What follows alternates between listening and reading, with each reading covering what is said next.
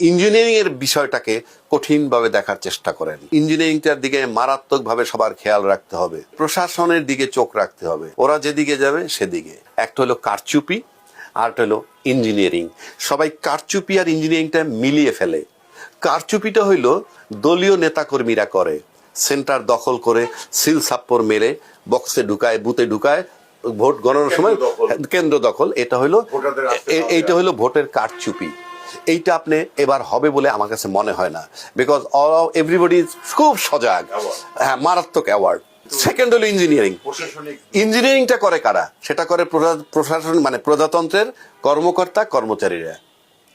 এইটা হলো একটা সিরিয়াস জায়গা। তাদের মধ্যে একটা অংশ মনে করছে যে অমুক দল ক্ষমতায় চলে না না না না, ইঞ্জিনিয়ারিং করে তারা নিবে ক্ষমতায় কাকে, দে উইল ডিসাইড।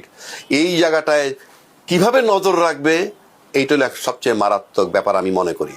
আমি পুরা দেশবাসীকে তথা রাজনৈতিক দল তাদেরকে জানাই, আহ্বান করতেছি, আপনারা ইঞ্জিনিয়ারিং এর বিষয়টাকে কঠিনভাবে দেখার চেষ্টা করেন। ইঞ্জিনিয়ারিংটা করে কিভাবে বলবো আমি একটু। সেন্টারে ভোট হয়, ধরেন ভোট হইলো, দুইটা দলই কম্পিটিশন হইতেছে। এক্স দল পাইলো 150টা, ওয়াই দল পাইলো 107টা।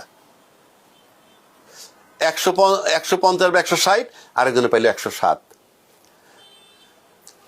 ওই যে প্রিজাইডিং অফিসার যে থাকে, সে সই করে দিল, এজেন্টরাও সই করলো, তাদেরকে একটা কপিও দিয়ে গেল।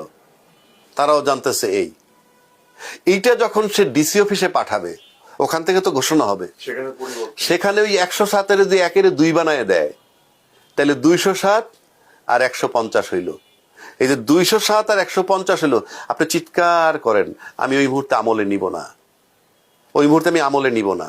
যান রিটার্নিং অফিসার কাছে মামলা করতে পারবেন না, আমি আমলে নিলাম না। এগুলি ভাই, আপনি এইগুলো আমরা দেখছি, আপনি পাবেন না, টের পাবেন না, এটা চলতে থাকবে। কিন্তু এর ভিতরে 2 দিন 3 দিন পার করে রেজাল্ট ঘোষণা হয়ে গেল। হওয়ার পরে যদি আপনি হাইকোর্ট পর্যন্ত গড়ান, 5-7 বছর, যেহেতু আজকে নির্বাচন হলে কালকে সকালবেলা ওত না নিল, ওই দল ক্ষমতায় চলে গেছে, সব তার নিয়ন্ত্রণে চলে যায়। অটো জাজমেন্ট পাবেন after the expiry of your parliament. So এই ইঞ্জিনিয়ারিংটার দিকে মারাত্মকভাবে সবার খেয়াল রাখতে হবে।